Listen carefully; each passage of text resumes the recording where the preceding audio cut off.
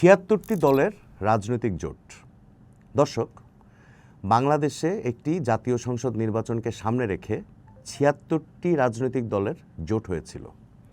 বাংলাদেশে তো বটেই, পৃথিবীর ইতিহাসেই এটি বৃহত্তম রাজনৈতিক জোট, এটা তো বলা যেতেই পারে। এই জোটের নেতা কে ছিলেন মনে করতে পারেন? পুরনো সেই ভোটের কথায় আজ আমরা বলবো সেই ৭৬ দলের নির্বাচনী জোটের গল্প, যে জোট আবার উদ্বোধন করেছিলেন স্বয়ং দেশের রাষ্ট্রপতি।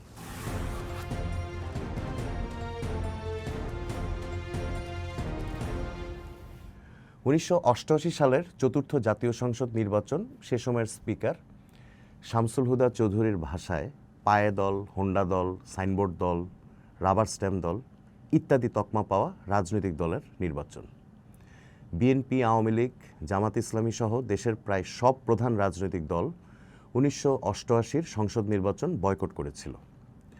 সে সময় রাষ্ট্রপতি হুসেইন মোহাম্মদ এরশাদের দল জাতীয় পার্টির প্রতিদ্বন্দ্বী ছিল ওই সাইনবোর্ড দল, রাবার স্ট্যাম্প দলগুলোই। নির্বাচনের বৈধতা তৈরি করতে তৈরি হয়েছিল দুটি বিশাল নির্বাচনী জোট। একটি জোটে ছিল ৭৬টি রাজনৈতিক দল, অন্যটিতে ২৩টি দল। ৭৬ যোগ ২৩ সমান ৯৯, ৯৯টি রাজনৈতিক দল। দর্শক, ওই সময় দেশে মোট নিবন্ধিত রাজনৈতিক দল ছিল কয়টি? এই ৯৯টি রাজনৈতিক দলের প্রায় সবকটি ছিল নাম সর্বস্ব, অস্তিত্বহীন। কিন্তু নির্বাচনের বৈধতার জন্য কাগজে কলমে হলেও এসব রাজনৈতিক দল ছিল অতি গুরুত্বপূর্ণ।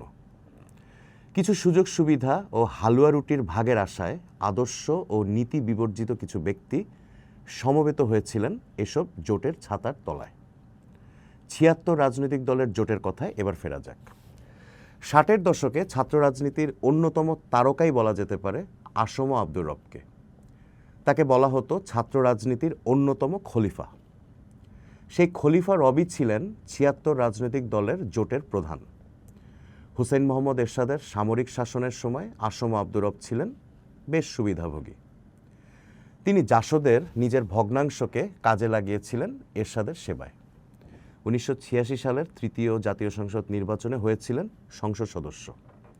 ১৯৮৮ সালের চতুর্থ জাতীয় সংসদ নির্বাচনকে বৈধতা দিতে তিনি গঠন করেন ৭৬ দলের নির্বাচনী জোট, যেটিকে ওই সময় নাম দেওয়া হয়েছিল সম্মিলিত বিরোধী দল বা সংক্ষেপে কোপ, কম্বাইন্ড অপোজিশন পার্টি। সীমাহীন কৌতুক অনুভব করা যেতেই পারে, সেই সম্মিলিত বিরোধী দলের উদ্বোধন করেছিলেন স্বয়ং রাষ্ট্রপতি হুসেইন মোহাম্মদ এরশাদ এক আড়ম্বরপূর্ব অনুষ্ঠানের মাধ্যমে। এই সম্মিলিত বিরোধী দলের আরও একটি ঐতিহাসিক নাম আছে, গৃহপালিত বিরোধী দল। অর্থাৎ যে বিরোধী দলকে সরকারি ঘাস লতা পাতা খাইয়ে লালন পালন করেছিল। বাংলাদেশের রাজনীতির চিরদিনের হাস্যরস বলা যেতে পারে এই গৃহপালিত বিরোধী দলের গল্প। এই জোটের প্রধান দল ছিল আসম আব্দুর রবের জাসদ। বাকি দলগুলো কারা ছিল এত বছর পর সেই নামগুলো খুঁজে পাওয়া যায় না কোথাও। ১৯৮৮ সালের ৩ মার্চ অনুষ্ঠিত হয় চতুর্থ জাতীয় সংসদ নির্বাচন। জাতীয় পার্টি ফাঁকা মাঠে জিতে নেয় ২৫৩টি আসন, নিরঙ্কুশ সংখ্যাগরিষ্ঠতা। রবের সম্মিলিত বিরোধী দল ভাগে পেয়েছিল ১৯ আসন। আসম আব্দুর রব সিনিয়র মন্ত্রীর পদমর্যাদায় হয়ে যান জাতীয় সংসদের বিরোধী দলীয় নেতা। শোনা যায় সরকার তাকে সে সময় উপপ্রধানমন্ত্রীর পদমর্যাদায় সুযোগ সুবিধা দিয়েছিল। দেশে রাষ্ট্রপতি শাসিত সরকার ব্যবস্থায় উপপ্রধানমন্ত্রীর একটা পদ ছিল, আপনারা সবাই জানেন। ১৯৯১ সালে সংসদীয় গণতন্ত্রের যুগ শুরু হলে উপপ্রধানমন্ত্রীর পদটি বিলুপ্ত হয়ে যায়।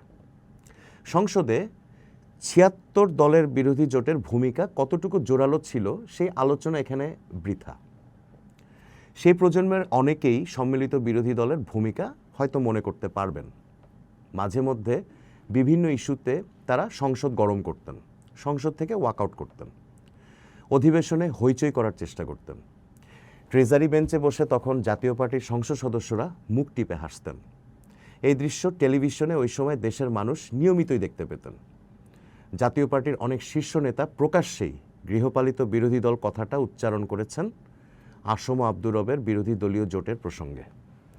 রবের গৃহপালিত বিরোধী দল নিজেদের আনুগত্যের নিদর্শন দেখিয়েছিল ১৯৯০ সালে এরশাদ বিরোধী গণ আন্দোলনের সময়। আন্দোলনের শুরুতে বিএনপি, আওয়ামী লীগ ও জামাতের আন্দোলনকে মোকাবেলা করতে সরকার আসম আব্দুর রবের বিরোধী দলকে মাঠে নামিয়েছিল, তবে সেটা সফল হয়নি। দর্শক, এই হচ্ছে ৭৬ দলের গৃহপালিত বিরোধী জোটের ইতিহাস। সত্যি এদেশের রাজনীতি ও নির্বাচনের ইতিহাস কত বিচিত্র ঘটনারই না সাক্ষী। দর্শক, ভোটের তারিখ এগিয়ে আসছে।